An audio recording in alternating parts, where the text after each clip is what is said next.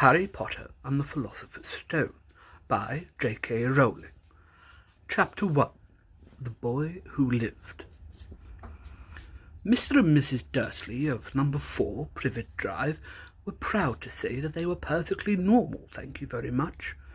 They were the last people you'd expect to be involved in anything strange or mysterious, because they just didn't hold with such nonsense. Mr. Dursley was the director of the firm called Grunnings, which made drills. He was a big, beefy man with hardly any neck, although he did have a very large moustache. Mrs. Dursley was thin and blonde and had nearly twice the usual amount of neck, which came in very useful, as she spent so much of her time craning over garden fences, spying on the neighbours. The Dursleys had a small son called Dudley, and in their opinion there was no finer boy anywhere. The Dursleys had everything they wanted, but they also had a secret, and their greatest fear was that somebody would discover it. They didn't think they could bear it if anyone found out about the Potters. Mrs. Potter was Mrs. Dursley's sister, but they hadn't met for several years. In fact, when Mrs. Dursley pretended she didn't have a sister, because her sister and her good-for-nothing husband were as un-Dursley as it was possible to be. The Dursleys shuddered to think what the neighbours would say if the Potters arrived in the street. The Dursleys knew that the Potters had a small son, too, but they had never even seen him. This boy was another good reason for keeping the Potters away. They didn't want Dudley mixing with a child like that. When Mr. and Mrs. Dursley woke up on the dull grey Tuesday our story starts, there was nothing about the cloudy sky outside to suggest that strange and mysterious things would soon be happening all over the country. Mr. Dursley hummed as he picked out his most boring tie for work, and Mrs. Dursley gossiped away happily as she wrestled a screaming Dudley into his high chair. None of them noticed a large tawny owl flutter past the window. At 8:30, Mr. Dursley picked up his briefcase, pecked Mrs. Dursley on the cheek, and tried to kiss Dudley goodbye, but missed, because Dudley was now having a tantrum and throwing his cereal at the walls. "Little chike," chortled Mr. Dursley as he left the house. He got into his car and backed out of number 4's drive. It was on the corner of the street that he noticed the first sign of something peculiar. A cat reading a map. For a second, Mr. Dursley didn't realise what he had seen. Then he jerked his head around to look again. There was a tabby cat standing on the corner of Privet Drive, but there wasn't a map in sight. What could he have been thinking of? It must have been a trick of the light. Mr. Dursley blinked and stared at the cat. It stared back. As Mr. Dursley drove around the corner and up the road, he watched the cat in his mirror. It was now reading the sign that said Privet Drive. No, looking at the sign. Cats couldn't read maps or signs. Mr. Dursley gave himself a little shake and put the cat out of his mind. As he drove towards town, he thought of nothing except a large order of drills he was hoping to get that day. But on the edge of town, drills were driven out of his mind by something else. As he sat in the usual morning traffic jam, he couldn't help noticing that there seemed to be a lot of strangely dressed people about, people in cloaks. Mr. Dursley couldn't bear people who dressed in funny clothes. The get-ups you saw on young people. He supposed this was some stupid new fashion. He drummed his fingers on the steering wheel, and his eyes fell on a huddle of these weirdos standing close by. They were whispering excitedly together. Mr. Dursley was enraged to see that a couple of them weren't young at all. Why, that man had to be older than he was, and wearing an emerald green cloak. The nerve of him! But then it struck Mr. Dursley that this was probably some silly stunt. These people were obviously collecting for something. Yes, that would be it. The traffic moved on, and a few minutes later Mr. Dursley arrived in the Grunnings car park, his mind back on drills. Mr. Dursley always sat with his back to the window in his office on the 9th floor. If he hadn't, he might have found it harder to concentrate on drills that morning.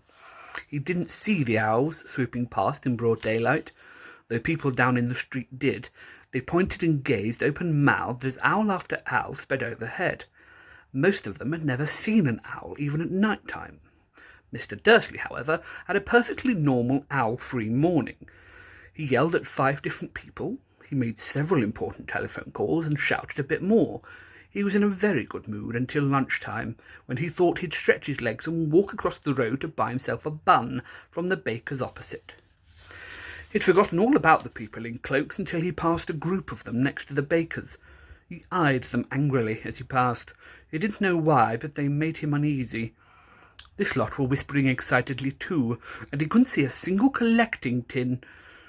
It was on his way back past them, clutching a large doughnut in a bag, that he caught a few words of what they were saying. "The Potters! That's right, that's what I heard." "Yeah, their son, Harry." Mr. Dursley stopped dead. Fear flooded him. He looked back at the whisperers as if he wanted to say something to them, but thought better of it. He dashed back across the road, hurried up to his office, snapped at his secretary not to disturb him, and seized a telephone, and he had almost finished dialing his home number when he changed his mind. He put the receiver back down and stroked his moustache, thinking. No, he was being stupid. Potter wasn't such an unusual name. He was sure there were lots of people called Potter who had a son called Harry. Come to think of it, he wasn't even sure his nephew was called Harry. He'd never even seen the boy. It might have been Harvey or Harold. There was no point in worrying Mrs. Dursley. She always got so upset at any mention of her sister. She didn't blame her if he'd had a sister like that, but all the same, those people in cloaks. He found it a lot harder to concentrate on drills that afternoon, and when he left the building at 5 o'clock he was still so worried that he walked straight into someone just outside the door. "Sorry," he grunted, as the tiny old man stumbled and almost fell. It was a few seconds before Mr. Dursley realised that the man was wearing a violet cloak. He didn't seem at all upset at being almost knocked to the ground. On the contrary, his face split into a wide smile, and he said in a squeaky voice that made passers-by stare, Don't be sorry, my dear sir, for nothing could upset me today. Rejoice, for you know who is gone at last. Even muggles like yourself shall be celebrating this happy, happy day." And the old man hugged Mr. Dursley around the middle and walked off. Mr. Dursley stood rooted to the spot. He'd been hugged by a complete stranger.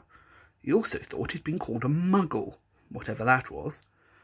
He was rattled. He hurried to his car and set off home, hoping he was imagining things which he had never hoped before, because he didn't approve of imagination. As he pulled into the driveway of number 4, the first thing he saw, and it didn't improve his mood, was the tabby cat he'd spotted that morning. It was now sitting on his garden wall. He was sure it was the same one. It had the same markings around its eyes. "Shoo!" said Mr. Dursley loudly. The cat didn't move, just gave him a stern look. Was this normal cat behaviour? Mr. Dursley wondered. Trying to pull himself together, he let himself into his house. He was still determined not to mention anything to his wife. Mrs. Dursley had had a nice, normal day. She told him over dinner all about Mrs. Next-door's problems with her daughter, and how Dudley had learnt a new word. "Shan't." Mr. Dursley tried to act normally. When Dudley had been put to bed, he went into the living room in time to catch the last report on the evening news.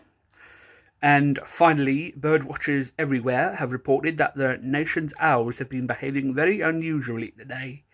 Although owls normally hunt at night and are hardly ever seen in daylight, there have been hundreds of sightings of these birds flying in every direction since sunrise. Experts are unable to explain why these owls have suddenly changed their sleeping patterns. The newsreader allowed himself a grin. "Most mysterious. And now over to Jim McGuffin with the weather. Going to be any more showers of owls tonight, Jim?"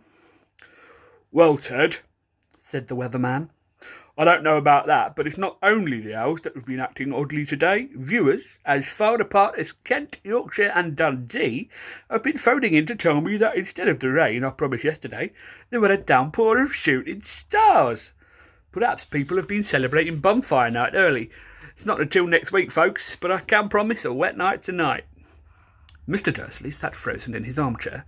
Shooting stars all over Britain, owls flying by daylight, mysterious people in cloaks all over the place, and a whisper about the Potters. Mrs. Dursley came into the living room, carrying 2 cups of tea. It was no good. He'd have to say something to her. He cleared his throat nervously. Petunia, dear, you haven't heard from your sister lately, have you? As he had expected, Mrs. Dursley looked shocked and angry. After all, they normally pretended she didn't have a sister. No, she said sharply. Why? Funny stuff on the news, Mr. Dursley mumbled. Owls, shooting stars, and lots of funny-looking people in town today. So? Snapped Mrs. Dursley. Well, I just thought maybe it was something to do with, her lot. Mrs. Dursley slipped her tea through pursed lips. Mr. Dursley wondered whether he'd dare tell her that he'd heard the name Potter. He decided he didn't dare.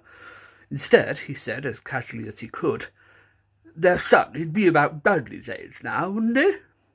"I suppose so," said Mrs. Dursley stiffly. "What's his name again? Howard, isn't it?" "Harry. Nasty common name, if you ask me." "Oh, yes," said Mr. Dursley, his heart sinking horribly. "Yes, I quite agree." He didn't say another word on the subject as they went upstairs to bed. While Mrs. Dursley was in the bathroom, Mr. Dursley crept to the bedroom window and peered down into the front garden. The cat was still there. It was staring down Privet Drive as though it was waiting for something. Was he imagining things? Could all this have anything to do with the Potters? If it did, if it got out that they were related to a pair of... Well, he didn't think he could bear it. The Dursleys got into bed. Mrs. Dursley fell asleep quickly, but Mr. Dursley lay awake, turning it all over in his mind. His last comforting thought before he fell asleep was that, even if the Potters were involved, there was no reason for them to come near him and Mrs. Dursley. The Potters knew very well what he and Petunia thought about them and their kind. He couldn't see how he and Petunia could get mixed up in anything that might be going on. He yawned and turned over. It couldn't affect them. How very wrong he was. Mr. Dursley might have been drifting into an uneasy sleep, but the cat on the wall outside was showing no signs of sleepiness. It was sitting as still as a statue, its eyes fixed unblinkingly on the far corner of Privet Drive. It didn't so much as quiver when a car door slammed in the next street, nor when 2 owls swooped overhead. In fact, it was nearly midnight before the cat moved at all. A man appeared on the corner the cat had been watching, appeared so suddenly and silently you'd have thought he'd just popped out of the ground. The cat's tail twitched, and its eyes narrowed. Nothing like this man had ever been seen in Privet Drive. He was tall, thin, and very old, judging by the silver of his hair and beard, which were both long enough to tuck into his belt. He was wearing long robes, a purple cloak which swept the ground, and high-heeled buckled boots. His blue eyes were light, bright, and sparkling behind the half-moon spectacles, and his nose was very long and crooked, as though it had been broken at least twice. This man's name was Albus Dumbledore. Albus Dumbledore didn't seem to realise that he had just arrived in a street where everything from his name to his boots was unwelcome. He was busy rummaging in his cloak, looking for something, but he did seem to realise he was being watched, because he looked up suddenly at the cat, which was still staring at him from the other end of the street. For some reason, the sight of the cat seemed to amuse him. He chuckled and muttered, "I should have known."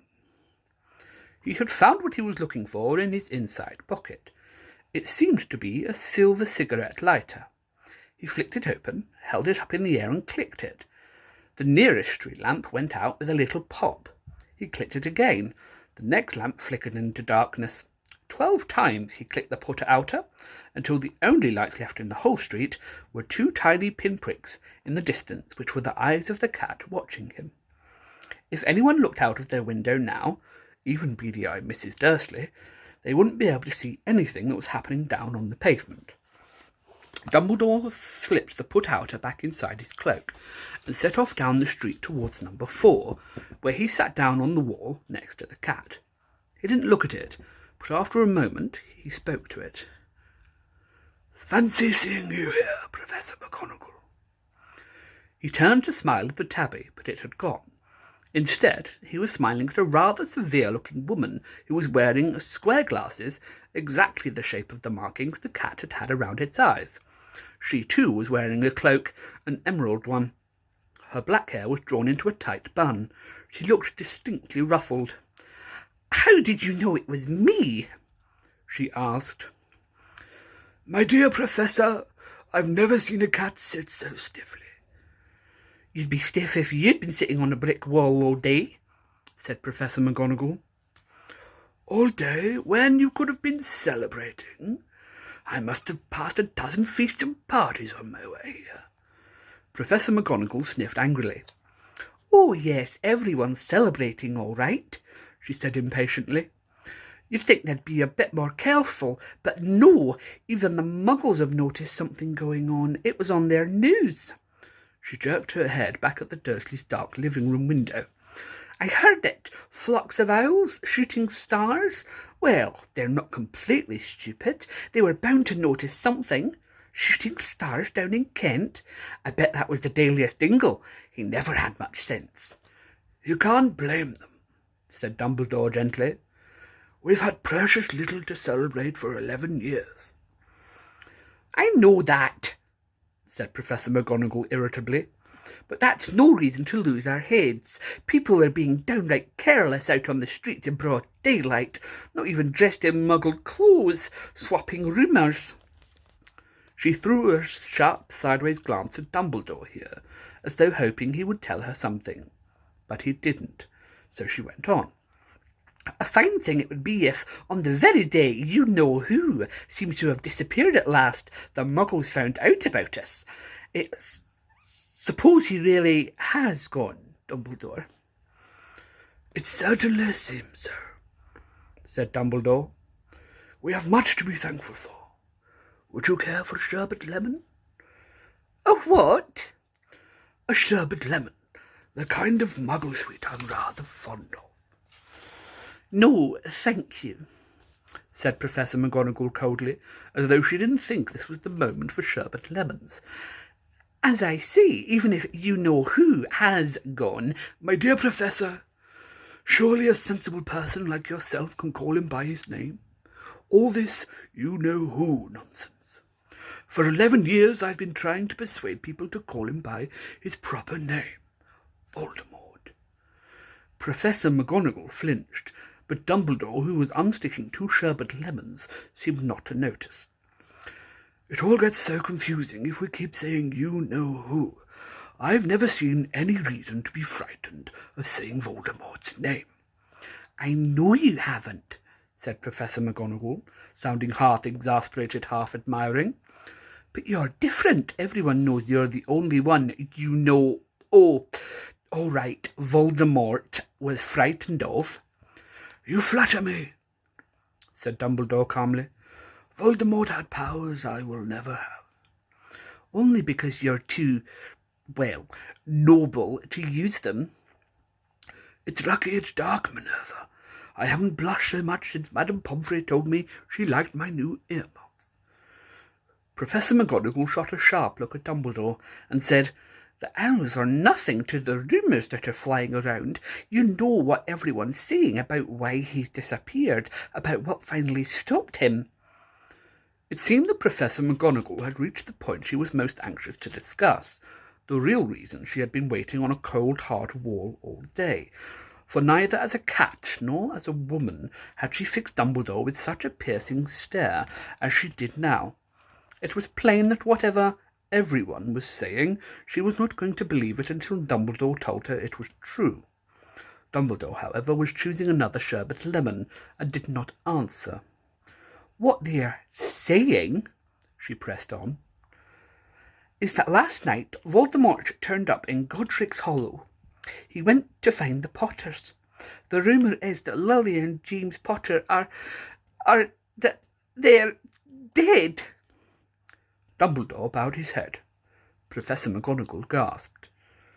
Lily and James, I can't believe it. I don't want to believe it. Oh, Albus.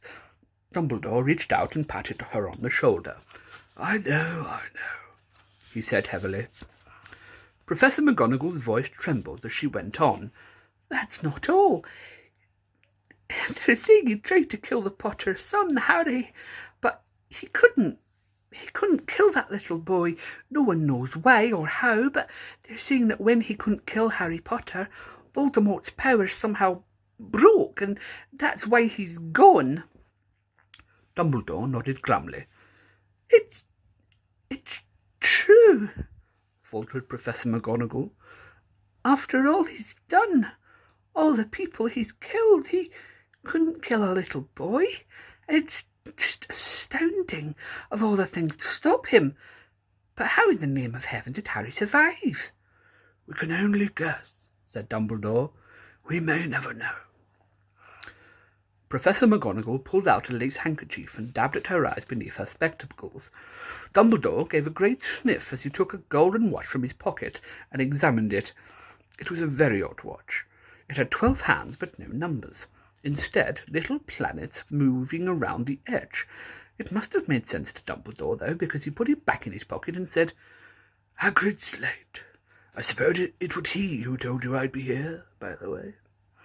Yes, said Professor McGonagall, and I don't suppose you're going to tell me why you're here, of all places. I've come to bring Harry to his aunt and uncle. They're the only family he has left now.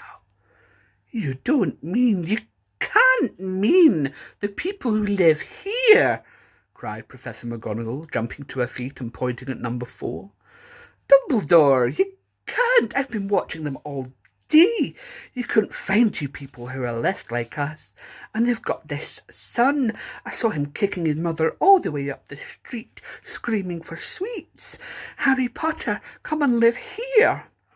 It's the best place for him, said Dumbledore firmly. His aunt and uncle will be able to explain everything. When he's older, I've written them a letter. A letter? Repeated Professor McGonagall faintly, sitting back down on the wall. Really, Dumbledore, you think you can explain all of this in a letter? These people will never understand him. He'll be famous, a legend. I won't be surprised if the day was known as Harry Potter Day in the future. There'll be books written about Harry. Every child in our world will know his name. Exactly, said Professor Dumbledore, looking very seriously over the top of his half-moon glasses. It would be enough to turn any boy's head. Famous before he can walk and talk. Famous for something he won't even remember. Can't you see how much better off he'll be? Growing up away from that until he's ready to take it. Professor McGonagall opened her mouth, changed her mind, swallowed, and then said, Yes, you're right, of course, but how's this boy getting here, Dumbledore? She eyed his cloak suddenly as though she thought he might be hiding Harry underneath it. Hagrid's bringing him. You think it wise to trust Hagrid with something as important as this? I would trust Hagrid with my life, said Dumbledore. I'm not saying his heart isn't in the right place, said Professor McGonagall grudgingly, but you can't pretend he's not careless. He does tend to... What was that? A low rumbling sound had broken the silence around them. It grew steadily louder as they looked up and down the street for some sign of a headlight. It swelled to a roar as they both looked at the sky, and a huge motorbike fell out of the air and landed on the road in front of them. If the motorbike was huge, it was nothing to the man sitting astride it. He was almost twice the size of a normal man and at least 5 times as wide. He looked simply too big to be allowed, and so wild. Long tangles of bushy black hair and beard hid most of his face. He had hands the size of dustbin lids, and his feet in their leather boots were like baby dolphins. In his vast muscular arms he was holding a bundle of blankets. Hagrid, said Dumbledore, sounding relieved. At last! And where did you get that motorbike? Borrowed it, Professor Dumbledore, sir, said the giant, climbing carefully off his motorbike as he spoke. Young Sirius Black lent it me. I've got him, sir. No problems, were there? No, sir. House was almost destroyed, but I got him out all right before the muggles started swarming around. He fell asleep as we were flying over Bristol. Dumbledore and Professor McGonagall bent forward over the bundle of blankets. Inside, just visible, was a baby boy, fast asleep. Under a tuft of jet black hair over his forehead, they could see a curiously shaped cut, like a bolt of lightning. "Is that where?" whispered Professor McGonagall. Yes, said Dumbledore. he'll have that scar forever. "Couldn't you do something about it, Dumbledore?" Even if I could, I wouldn't. Scars can come in useful. I have one myself just above my knee, which is a perfect map of the London Underground. Well, give him here, Hagrid. We'd better get this over with. Dumbledore took Harry in his arms and turned towards the Dursleys' house. Could I say goodbye to him, sir? asked Hagrid. He bent his great shaggy head over Harry and gave him what must have been a very scratchy, whiskery kiss. Then suddenly Hagrid let out a howl like a wounded dog. "Shh!" hissed Professor McGonagall. "You'll wake the Muggles." Sorry, sobbed Hagrid, taking out a large spotted handkerchief and burying his face in it. but I can't stand it. Lily and James dead. Oh, poor little Harry, you'll have to live with Muggles. Yes, it's all very sad, but get a grip on yourself, Hagrid, or we'll be found." Professor McGonagall whispered, patting Hagrid gingerly on the arm, as Dumbledore stepped over the low garden wall and walked to the front door. He laid Harry gently on the doorstep, took a letter out of his cloak, tucked it inside Harry's blankets, and then came back to the other two. For a full minute the three of them stood and looked at the little bundle. Hagrid's shoulders shook. Professor McGonagall blinked furiously, and the twinkling light that usually shone from Dumbledore's eyes seemed to have gone out. Well, said Dumbledore finally, that's that. We've no business staying here. We may as well go and join the celebrations. Yeah, said Hagrid in a very muffled voice.